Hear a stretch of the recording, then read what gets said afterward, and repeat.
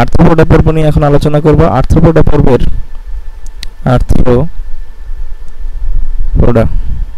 এখন এই আর্থ্রোপোডা পর্বের বৈশিষ্ট্য কি? তো প্রথমে বলে রাখি যে আর্থ্রোপোডা পর্বটা হচ্ছে সবচেয়ে বৃহত্তম পর্ব।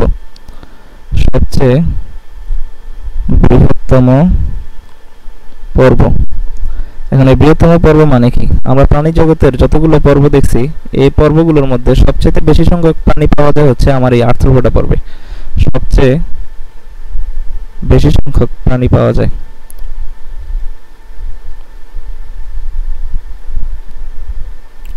প্রাণী হচ্ছে আমার এই আর্থ্রোপোডা পর্বের অন্তর্ভুক্ত, এই কারণে এটাকে বলা হচ্ছে সবচেয়ে বৃহত্তম পর্ব। আর এটার নামটা যদি আমরা বিশ্লেষণ করি তাহলে কি দেখব? আর্থ্রো মানে হচ্ছে সন্ধি, আর পোডোস শব্দের অর্থ হচ্ছে আমার পা। এখন তার মানে হচ্ছে আমার এটাতে কি আমরা সন্ধিযুক্ত উপাঙ্গ দেখতে পাই। সন্ধিযুক্ত উপাঙ্গ মানে কি? সন্ধিযুক্ত উপাঙ্গ মানে আমার অঙ্গের মধ্যে, এটা ধরা হচ্ছে আর্থ্রোপোডা পর্বের কোনো একটি প্রাণীর বা কোনো একটি প্রকার পা। তো এক্ষেত্রে আমরা দেখতে পাচ্ছি এখানে একাধিক ভাগে বিভক্ত। এই পাটা কি আমার একাধিক ভাগে বিভক্ত, এটাকে বলা হচ্ছে উপাঙ্গ। এই যে একাধিক ভাগে বিভক্ত, এটা হচ্ছে উপাঙ্গ। আর এগুলো আবার একটার সাথে একটা সংযোগ হয়ে আছে। হ্যাঁ, এই যে সংযোগ, এখানে সংযোগ বা সন্ধি, এখানে সংযোগ, প্রত্যেকটা ভাগ এক একটার সঙ্গে এই সংযোগ হয়ে গেছে, এই সন্ধিযুক্ত অবস্থায় আছে। হ্যাঁ, তো এই গঠনটাকে বলা হচ্ছে সন্ধিযুক্ত উপাঙ্গ। তোমরা আজকে একটা তেলাপোকা নিয়ে ওইটার পায়ের দিকে খেয়াল করবা, দেখবা তোমরা এরকম সন্ধিযুক্ত উপাঙ্গ দেখতে পাবা।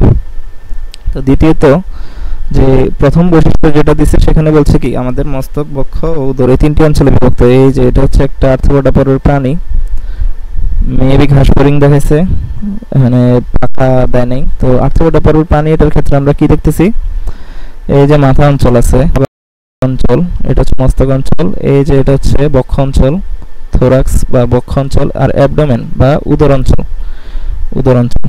তো মস্তক, বক্ষ, উদর অঞ্চল আমরা দেখি। আমাদের মাথা অংশটা হচ্ছে আমাদের মস্তক অঞ্চল, আর বুকের অংশটা হচ্ছে আমার এই বক্ষ অঞ্চল, এটা হচ্ছে বক্ষ অঞ্চল, এটা হচ্ছে মস্তক অঞ্চল, আর নিচে পেটের অংশটা হচ্ছে আমার উদর অঞ্চল।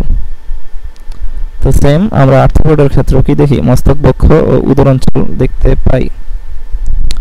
এবার আসি, এটার একটা বৈশিষ্ট্য হচ্ছে এখানে এই হিমোলিম্ফ দেখা যায়, হিমোসিল দেখা যায়। হ্যাঁ, এই হিমোসিলে কি হয়? আমাদের রক্তপূর্ণ গহ্বরটা, আমাদের লাস্টে যে বৈশিষ্ট্যটা দিয়েছে যে রক্তপূর্ণ গহ্বরকে হিমোসিল বলে। এখন হিমোসিলটা কি? হিমোসিল হচ্ছে যেখানে আমার এই আর্থ্রোপোডা পর্বের ক্ষেত্রে এই হার্ট, এই অঞ্চলটা দেখতে হচ্ছে হার্ট। তো হার্ট কি করে? আমাদের রক্ত পাম্প করে। তো আর্থ্রোপোডার ক্ষেত্রে যদিও রক্ত না, এটাকে হিমোলিম্ফ বলে, কিন্তু বইয়ের মধ্যে রক্ত লিখছে তো রক্ত, তো হিমোলিম্ফ অথবা রক্ত। তো আর্থ্রোপোডার ক্ষেত্রে এই রক্তটা যখন হার্ট থেকে পাম্পে এই করলে প্রবাহিত হয়। আর এই যে ফাঁপা অঞ্চলটা, এই যে গহ্বর অঞ্চলটা দেখতে পাচ্ছি হার্টের আশেপাশে, গহ্বর অঞ্চলটা, এটা হচ্ছে আমার হিমোসিল। এই অঞ্চলটাকে বলা হচ্ছে হিমোসিল। তো হিমোসিলও আমরা কিসে দেখতে পাই? রক্তপূর্ণ এই গহ্বরটা আমরা দেখতে পাই হচ্ছে আর্থ্রোপোডা পর্বের প্রাণীর ক্ষেত্রে। এটা হচ্ছে আর্থ্রোপোডা পর্বের ইন্টারনাল একটা বৈশিষ্ট্য, হ্যাঁ, ভিতরগত বৈশিষ্ট্য।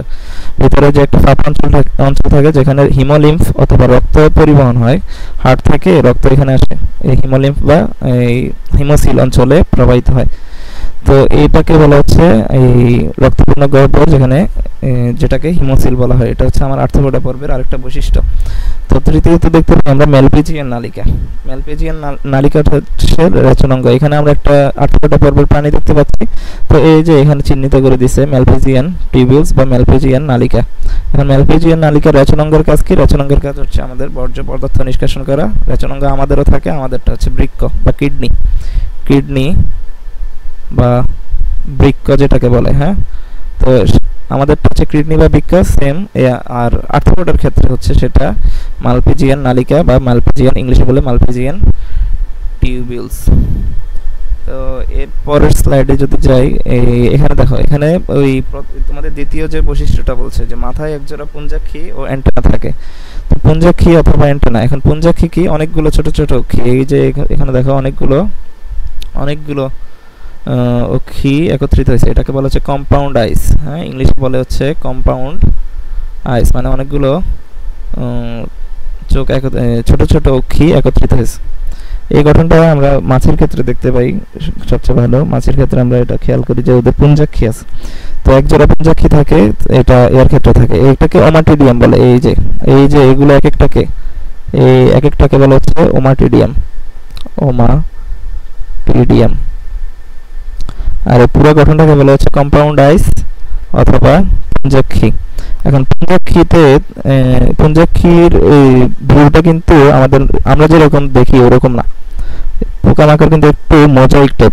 এটা এই যে এখানে একটু ব্লার ইমেজ যেটা দেখতেছো, তারাও কিন্তু চোখে এরকমটা দেখে, তাদের দৃষ্টিটা এরকম। আমরা তো নর্মালি এরকম দেখি, ধরো ফুলেটা আমরা যখন চোখ দিয়ে দেখবো তখন এরকম দেখবো, কিন্তু পোকামাকড় বা যেগুলো পুঞ্জাক্ষী আছে সেগুলো এই কম্পাউন্ড আইসের ভিউটা হচ্ছে এরকম মোজাইক আকৃতির, একটু মোজাইক করে ব্লার, আমরা যেটাকে ওই এডিট কারেকশন ব্লার বলি, ওই ব্লারের তারা একটু ব্লার দেখে, মোজাইক। তো এইগুলো আমাদের এই আর্থ্রোপোডা পর্বের বৈশিষ্ট্য। এখন আর্থ্রোপোডা পর্বের বৈশিষ্ট্য এখান থেকে কিরকম প্রশ্ন আসতে পারে? নর্মালি যখন সৃজনশীল প্রশ্ন করে তখন কোনো একটা বৈশিষ্ট্য উল্লেখ করে দেয়। উদ্দীপকে তোমার কোনো একটা বৈশিষ্ট্য উল্লেখ করে দিবে, সরাসরি প্রশ্নে বলবে না যে আর্থ্রোপোডা পর্বের বৈশিষ্ট্য লেখো। উদ্দীপকে বৈশিষ্ট্য উল্লেখ করবে, তোমাকে ওই বৈশিষ্ট্য দেখে বুঝতে হবে যে এটা কোন পর্বের প্রাণী বা কোন পর্বের কথা বলা হয়েছে। অথবা তোমাকে উদাহরণ দেওয়া থাকবে, উদাহরণ থেকে ধরো প্রজাপতি বা চিংড়ি এরকম দেওয়া থাকবে, প্রজাপতি, চিংড়ি এগুলোর নাম উল্লেখ করবে তোমার উদ্দীপকে, এগুলোর নাম উল্লেখ থাকবে। তো প্রজাপতি আর চিংড়ি যেহেতু আর্থ্রোপোডা পর্বের বৈশিষ্ট্য, তো তখন তোমাকে বুঝতে হবে যে এখানে আর্থ্রোপোডা পর্বের বৈশিষ্ট্য চাইছে। আর উদ্দীপকে বৈশিষ্ট্য উল্লেখ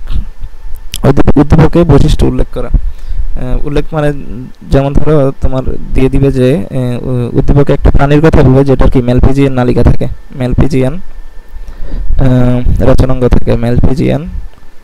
রচনাঙ্গ থাকে।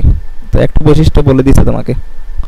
এখন এই বৈশিষ্ট্যটা আমরা কার মধ্যে দেখতে পাই, কোন পর্বের প্রাণীর মধ্যে দেখতে পাই, এটা কিন্তু তারা বলে নাই। এখন তোমাকে হয়তো প্রশ্ন করবে যে ম্যালপিজিয়ান রচনাঙ্গ কোন পর্বের বৈশিষ্ট্য, বা বৈশিষ্ট্য বলবে যে উদ্দীপকের এই বৈশিষ্ট্যটি কোন পর্বের বৈশিষ্ট্য, সেই পর্বের বৈশিষ্ট্যগুলো লেখো, এরকম করে উল্লেখ করে দিতে পারে। অথবা জাস্ট ম্যালপিজিয়ান রচনাঙ্গ বলবে, তো এইভাবে ক দিয়ে দিবে।